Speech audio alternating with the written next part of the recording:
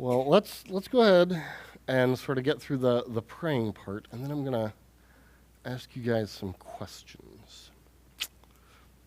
This is our before the words, how the gospel moves through listening, friendship, and faithful presence. The idea is that this is an evangelism practicum. Although we've been talking about a lot of philosophy and theology up until now, the hope is to make a transition to talking about what does evangelism look like on Thursday afternoon. But if my remote doesn't work, this isn't going to hardy har har. This may be the sign to move on into the question. There we go. Let's start with praying, and we'll end by praying this together. Let's pray.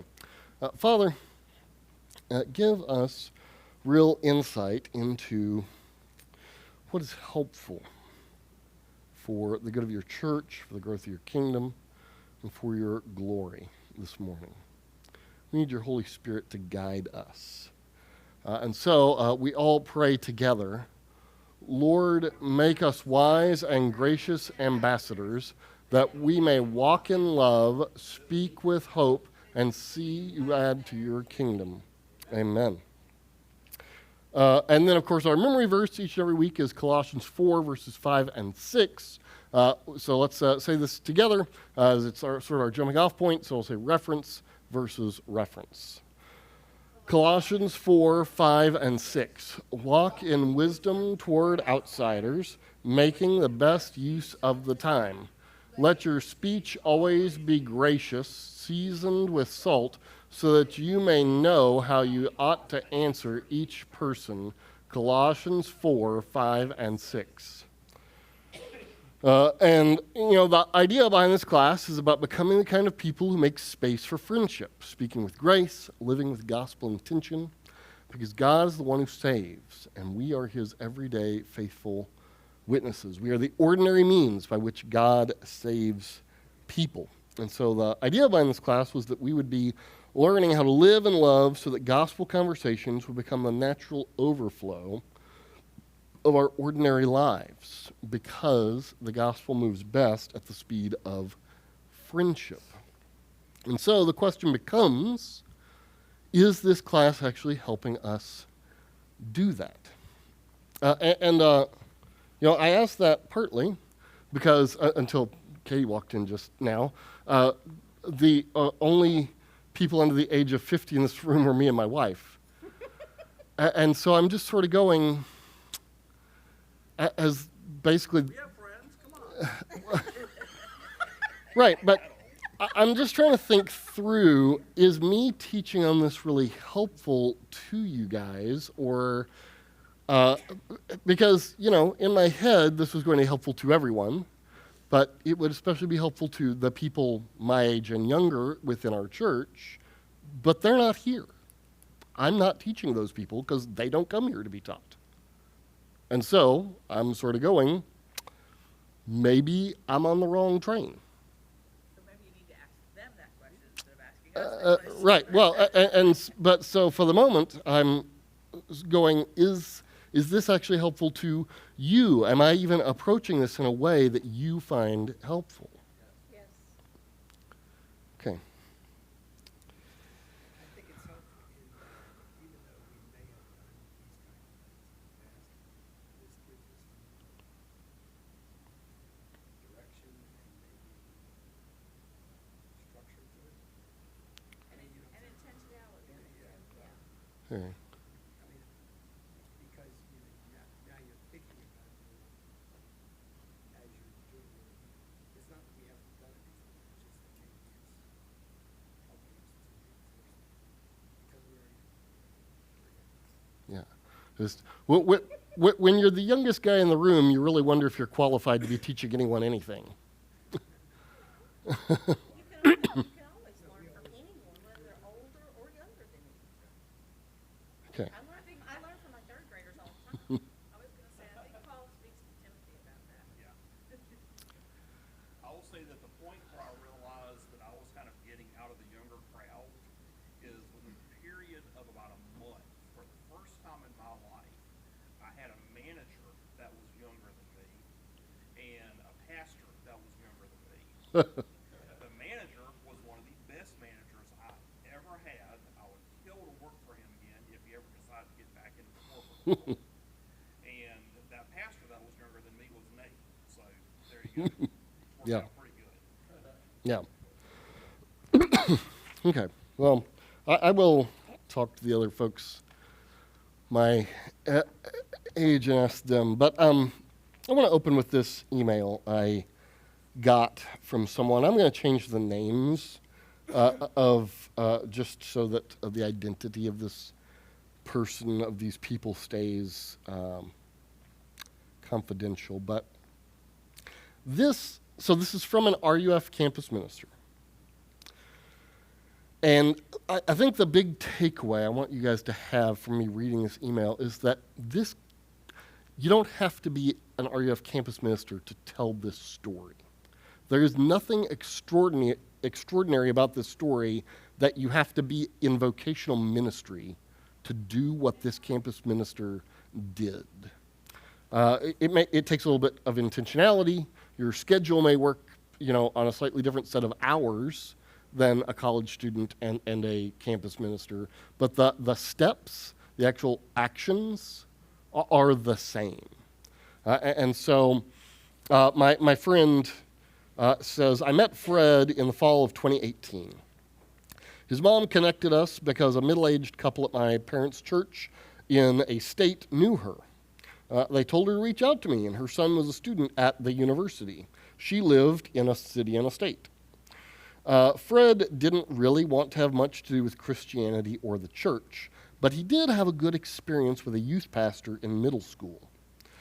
When I first met him, I was trading on the goodwill that someone else had built, which is a very common experience in evangelism, by the way. Rarely are we the ones planting the first seeds. We're often harvesting off what God has been doing through other people. Or we're often planting what someone else will harvest, which is why we don't have to lose hope if we aren't the one that leads someone to Christ.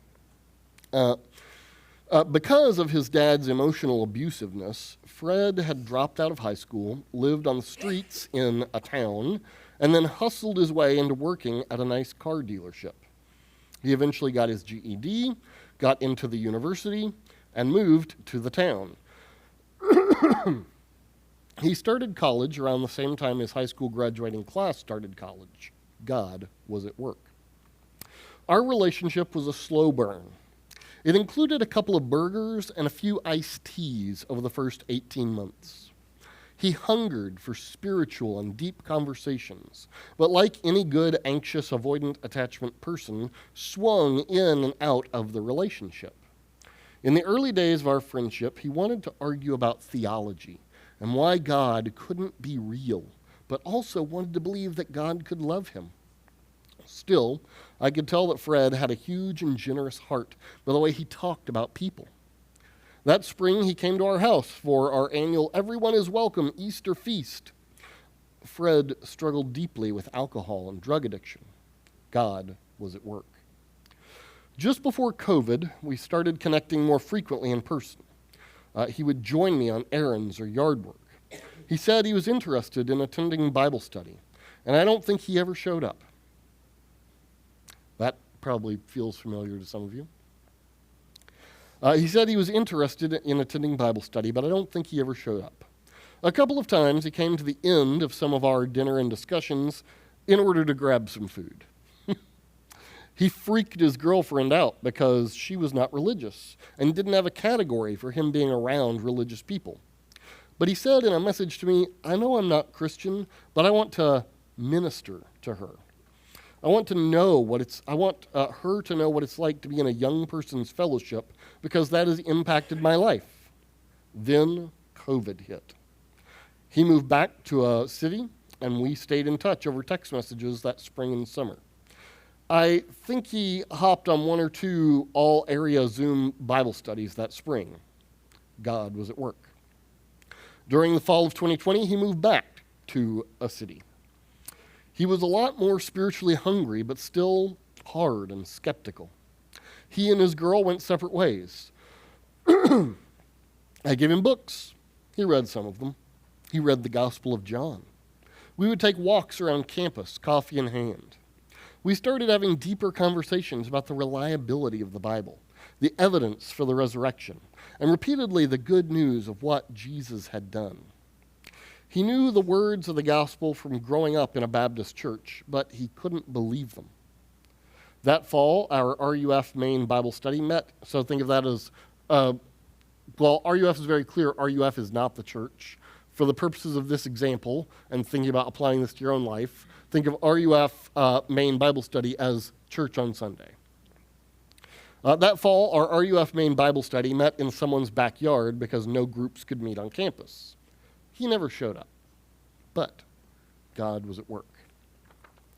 In January of 2021, we moved the main RUF Bible study back to my backyard. He started attending with his dog. A handful of times he showed up drunk or high or both. Our students loved him well and sometimes took his keys and drove him home. One Friday, when my wife was out of town, he brought some really nice cigars and a friend to smoke with me and another student. He had definitely been drinking. He struggled with his cigar, but loved drinking the Rubio's red tea I served and ate the pretzels that I provided. God was at work. I think he made 4 or 5 Wednesday Bible studies in a row. I was preaching and leading us through discussions from the Sermon on the Mount.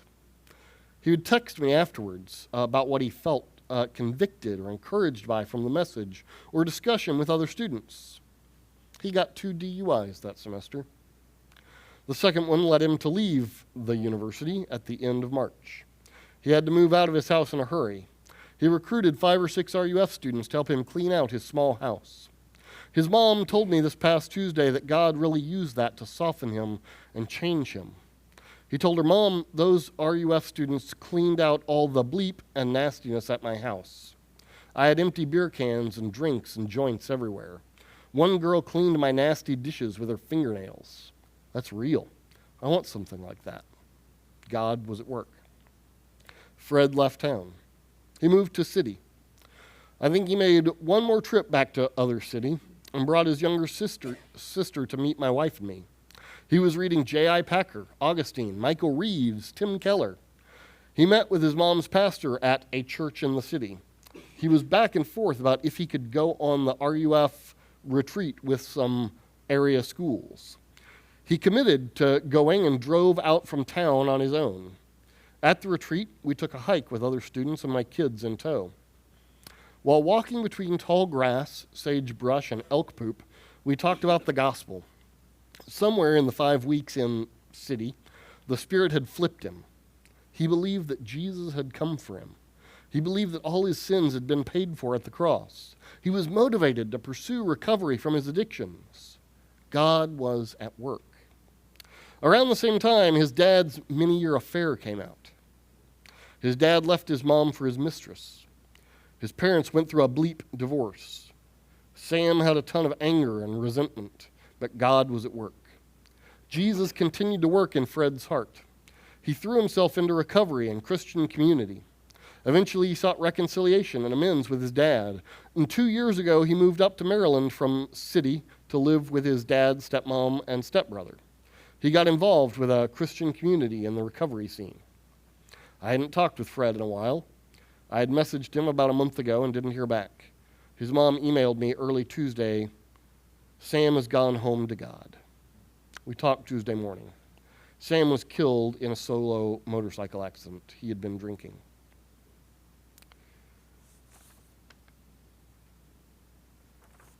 And he goes on to say a few more things, but my friend ended this way. I would guess that you could recount countless stories like this. God is at work through your ministry, even when it's a grind, even when it's slow. Some of us are like Fred, too. We're strugglers. God is at work. It just goes on to encourage. But here's the thing. I think that is actually true. He had the privilege, the vocational privilege of doing that as a campus minister, but the methodology, the inviting, the walking, the inviting over to his house, the going on hikes, right? He's a guy in vocational Christian ministry. I don't know if you get, when you're in vocational Christian ministry, it's very easy to wind up not knowing anyone who's not a Christian. You have to be really intentional to go spend time with other than Christian people when you're a Christian for a living. But we have everyone, this letter, this story I just told you, applies to everyone. Because the methodology he was using, the relational way of being with people, and the way he approached this kid I'm calling Fred, is something that any and every one of us can do. And so I really just read that story to you to encourage you. That's the gospel at the speed of friendship. What I'm hoping to encourage you guys towards is not something spectacular. It's not something profound. It's not something that is just utterly different than normal relationships. It's just, at times, intentionally with other than Christian people. It's just life with an added intentionality of drawing other than Christian people into your Christian life. Right? That's the faithful presence. That's the witness. It's the faithful Christian life, loving everyone God brings into your path in a way that invites them all in to see the Christian life in a different way.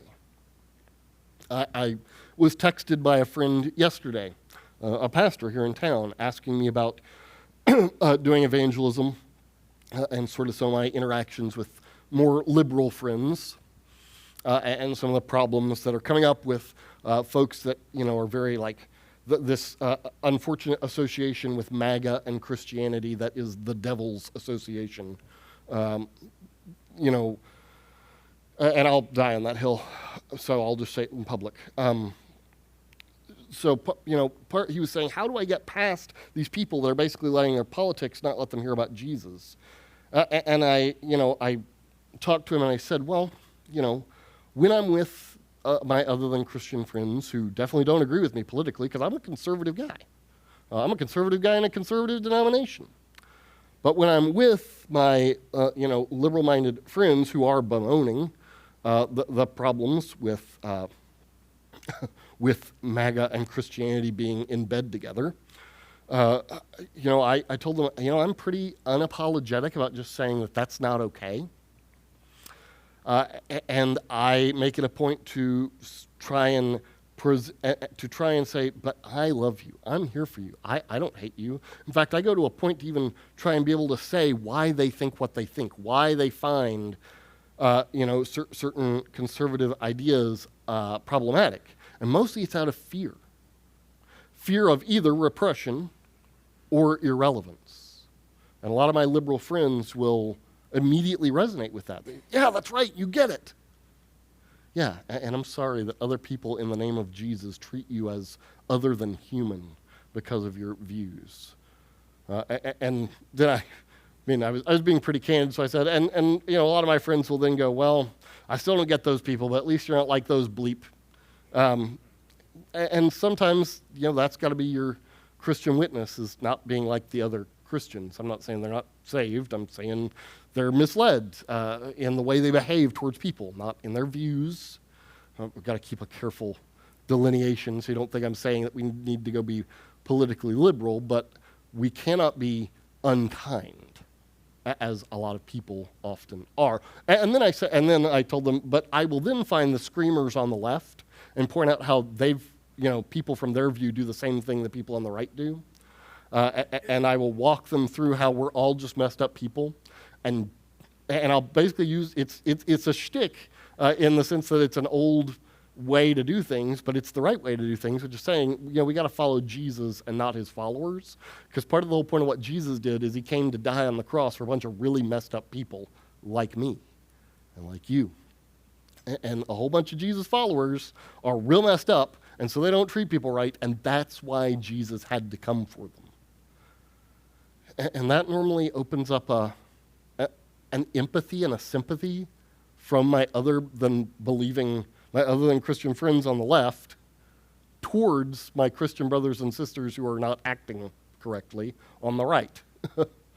And so just sort of walking him through that. But again, I tell you that story to say that all comes back to an intentionality in relationship with other than Christian people, and an intentionality in the way we behave, the way our lives become a witness for Jesus, opens up real conversations with people about who Jesus is and about the nature of the gospel that can often be incredibly transformative. Yeah. So, smooth and slick presentations sometimes are way worse than a good personal stuttering presentation, because when you're, slick and cool as me, that's supposed to be funny.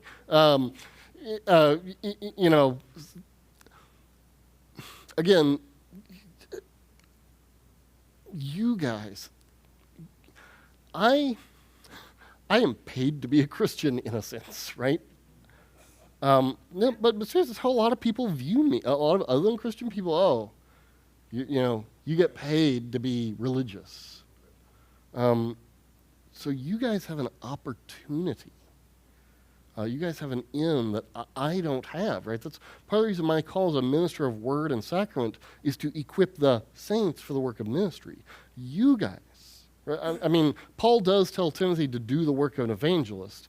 You guys do pay me according to the terms of my call, so I have the leisure to do ministry. That's actually the way the calling is worded. But there's just a real opportunity you guys have as just ordinary Christians to do evangelism that is different than what a pastor has, because your paycheck is not tied to how well this church does.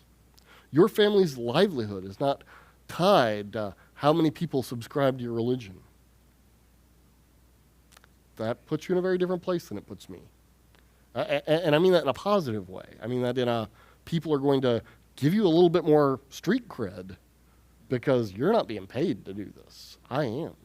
I think there's in some ways there's a two-edged sword to that, and that is when the words come out of your mouth, that's what's expected to come out of your mouth. Right. When it comes out of our mouth, Right. so that can be positive, negative. In your case, a lot of times it'll be, oh, that's what's made for some, I'll do the past. Exactly. Okay, sometimes it's, Right.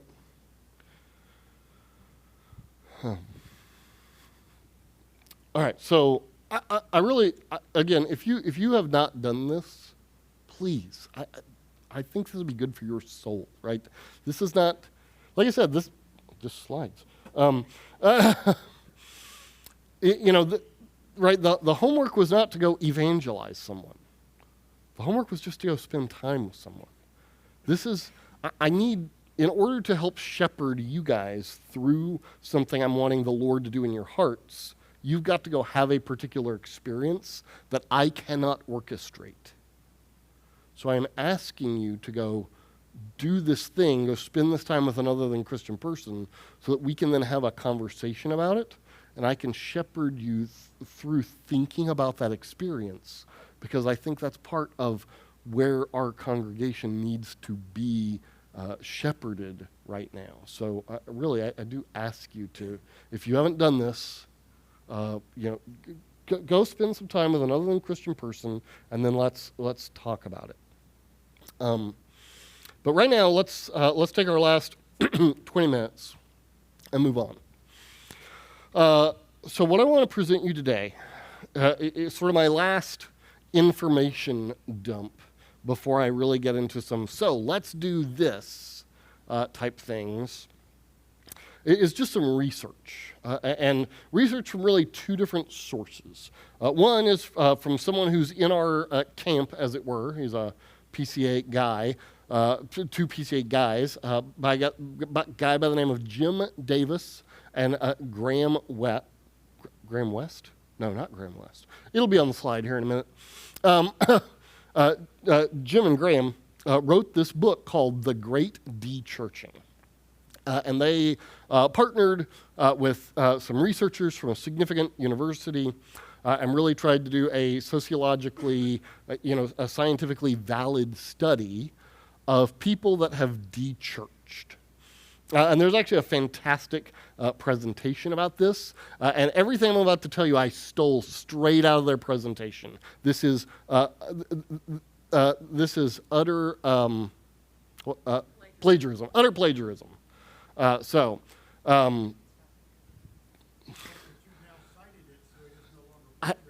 But it's funnier if I say that it's plagiarism. Okay, sorry. For the academics in the room, I guess I'm working on a doctorate. Maybe I shouldn't make these jokes. Point is, I got all this from them, okay? And then the other person I'm going to be looking at is someone, he's on our team in that he's on Team Jesus, but he thinks about ministry a little bit differently than us, because Sam Rayner is a Baptist. So he has a different sort of view of the church and some views on pragmatism than we would have. But I still think what he's done, and again, he's also an academic, so he's both a pastor and an academic, really tries to do things in a sociologically credible way, and gathered a bunch of data that has some really helpful insights. So I want to actually start by telling you there's sort of two main ways. Obviously, everything has a bajillion facets and subcategories. But really two main ways someone can wind up coming into the church. And really two main ways that every church needs to focus strategy-wise. So the first, and I would argue, well, let me tell you the first and less important way. Not unimportant, but less important. The first but less important way is by the sheer visual things that the church does, right? So this is where things like the Labor Day picnic, the trunk or treat, the weekly prayer walks, trying to have nonprofits using our building throughout the week, these sort of visual strategies come in. And so those are really things that the church leadership does. Your sort of everyday church member who isn't an officer isn't necessarily going to be super involved in those, except insofar as volunteering to make those programmatic things happen. So I think that is important and necessary. And so, we've really tried to up our game on some of those things, and we are trying to up our game on some of those things. But I would say they are less important than the other way, which is personal invitations from individual Christians. That is actually both Sam Rayner and the Dechurching guys who are coming at it asking a very different set of questions, interestingly enough. So asking a very different set of questions, interviewing a different set of people. One was interviewing specifically unchurched people. The other was interviewing dechurched people, asking a different set of questions, came to the exact same conclusion independently of one another. And that is the number one way people enter the faith, enter the church, or re-enter the church, is through personal invitation from a lay Christian. Not from a pastor. A lay Christian. And so that is just, once again, I really do want to lay the weight, I want to lay the opportunity of ministry on y'all. I very much want you to think about your lives as integrally connected to the mission of Calvary. Waiting and depending on the staff, me and Nate, and the elders and the deacons to do the ministry will not work. That is not a sustainable solution for the health of the church, because that's not how the church is meant to work. Yeah. So, this is a very long time ago at the church. I mean, we've been here a long time, right? Yeah. We were some gathering. We were going around sharing how we ended up in Calvary. I would say a significant number of people there said, Bill and Marianne Reynolds invited me to church. Yeah. I mean, an incredibly significant number of people said, oh, Bill and Marianne Reynolds made friends with me, and they asked me to come to church with them. So. Yeah. Statistically valid. My next doctoral class is specifically on church planting and revitalization. And already as I'm reading some of these works, I am running into something that I had already heard. So, all right.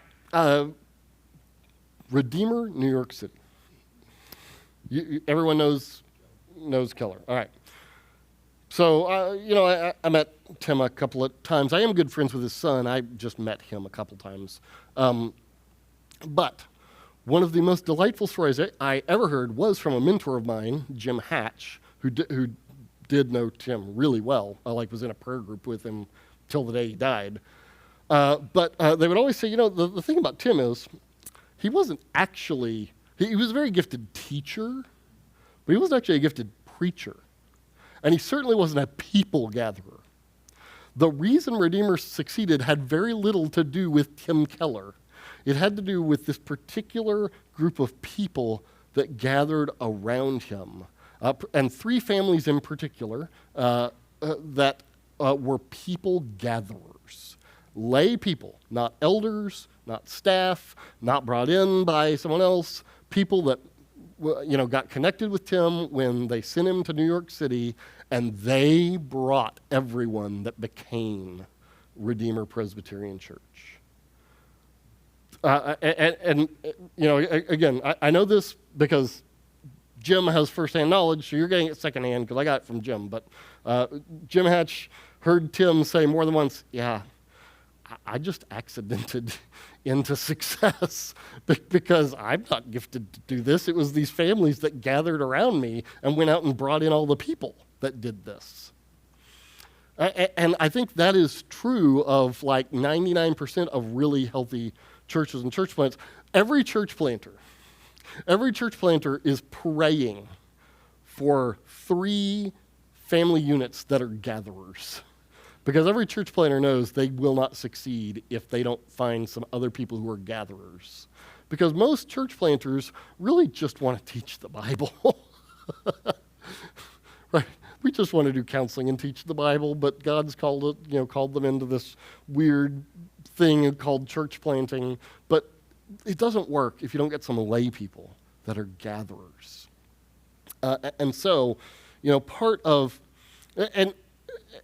what I'm trying to encourage you guys to do is become small g gatherers. You each have your own individual, people you're connected to. And so, just imagine this.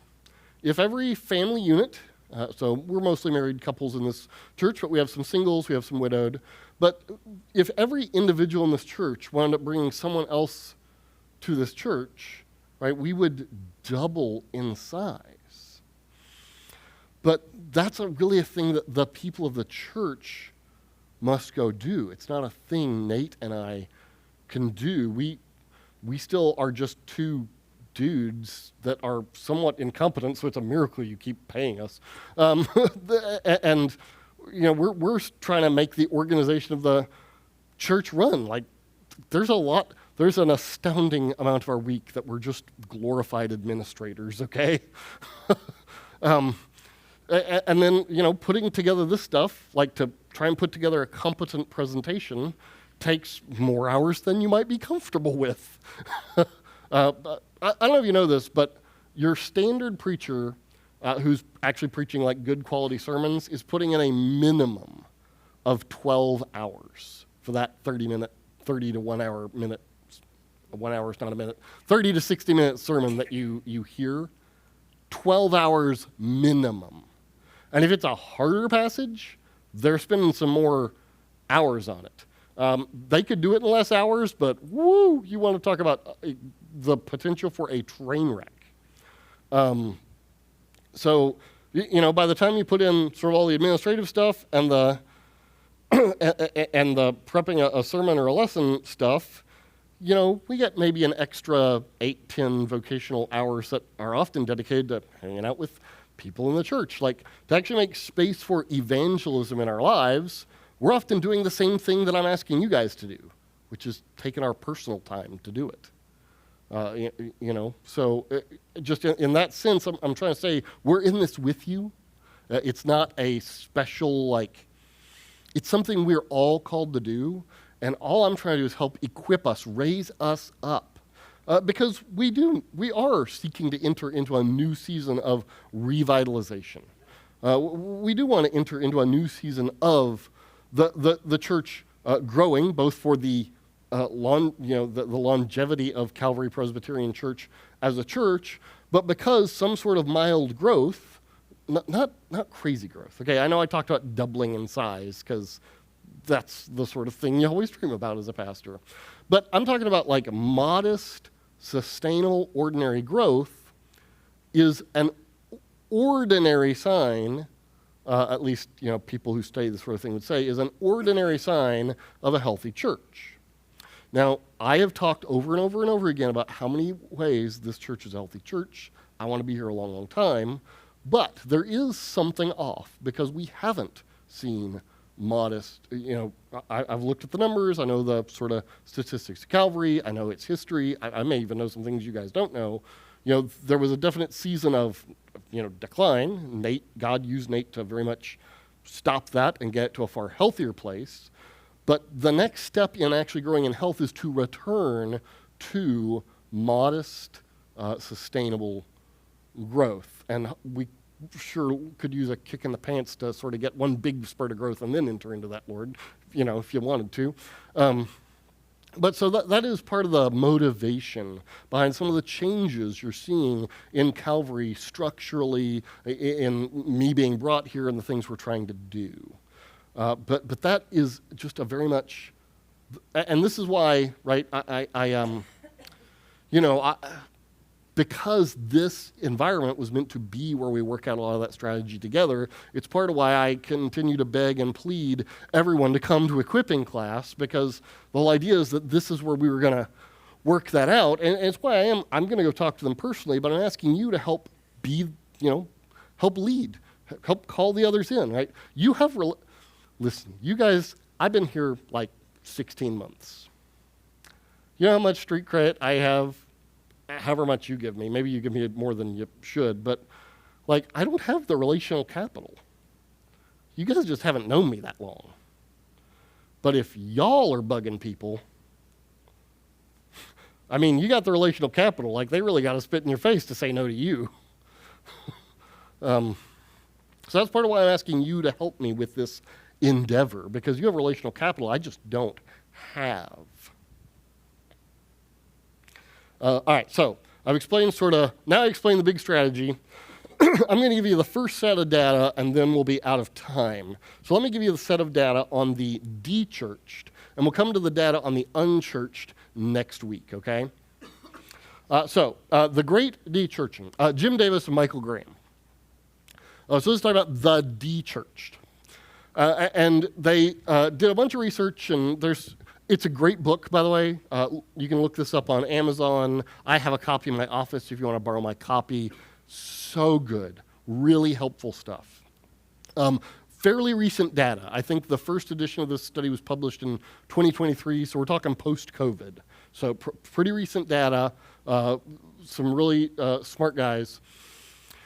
And this is super, so they broke it into four different, you had the ex-evangelicals and mainline evangelicals and BIPOC, that's people of color, and one other group. I'm sort of distilling this down beyond that to just three things, because it's a book-length treatment, and I'm trying to give it to you in 5 minutes.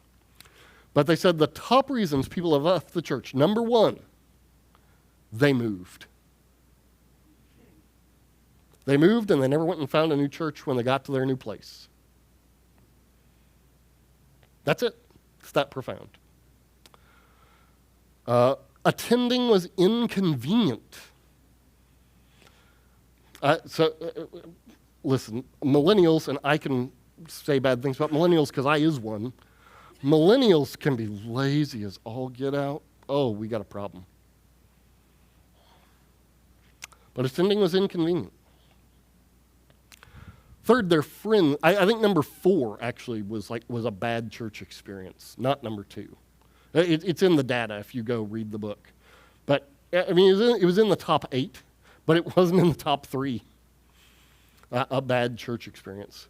But their friends didn't attend, and so they eventually quit attending as well. These are the top 3 reasons that people have left the church or dechurched.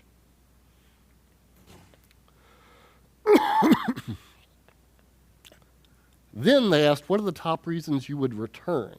And by the way, again, Jim in particular, I messaged with Jim a little bit because I knew him before he wrote this book. This is Jim West, not Jim Hatch. But Jim said that they've actually done real follow-up, like they've seen actual results from this data, as in new people returning to church. So this isn't just theoretical. The top reasons people would return: new friends, invite them. Like, not they find a church that has X music, not they find a church that has X length of sermon, not they find church in X denomination. A friend invites them. A new friend invites them. The second one, and again, this is dechurched people specifically, okay? They want to make new friends. So those are the people that are going to come to the stuff we're doing institutionally. Those are the people that are going to Google us, and if they don't go to Redeemer to be with their 600 people, they want to come to a little church, they'll come here. Right? So those are the people that find us via Google. And the third reason, an old friend invites them. So in the top three reasons, 1 and 3 are a new friend invites them and an old friend invites them.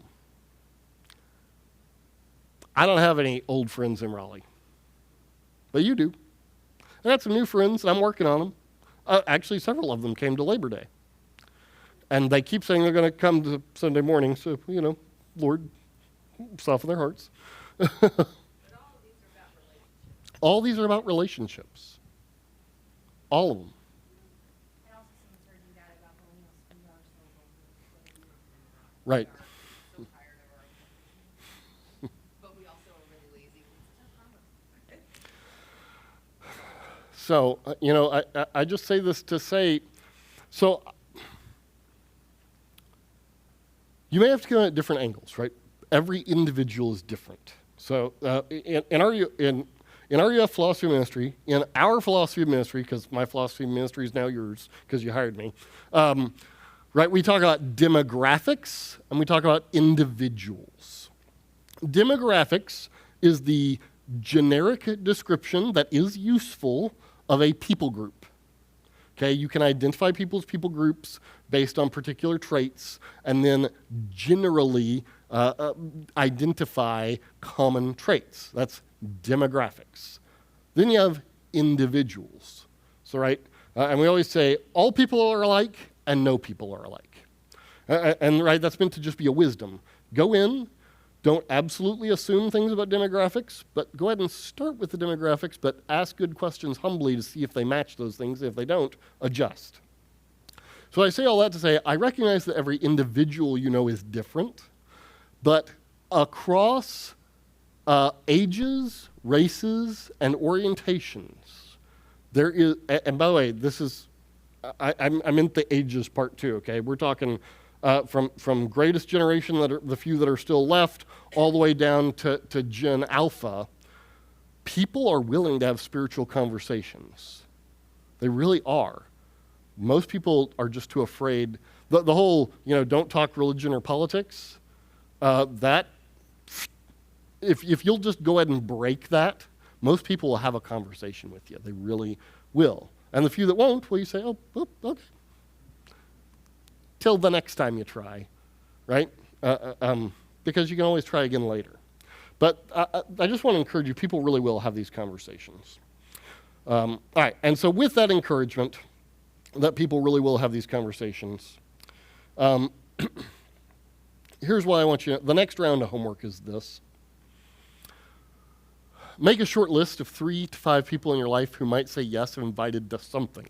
Coffee, dinner, church, and then pray for each by name, asking God to open one. So essentially, there's a variation on the thing I asked you to do the first time, but this time I'm wanting you to do something a little more intentional, in that I'm wanting you to actually invite them into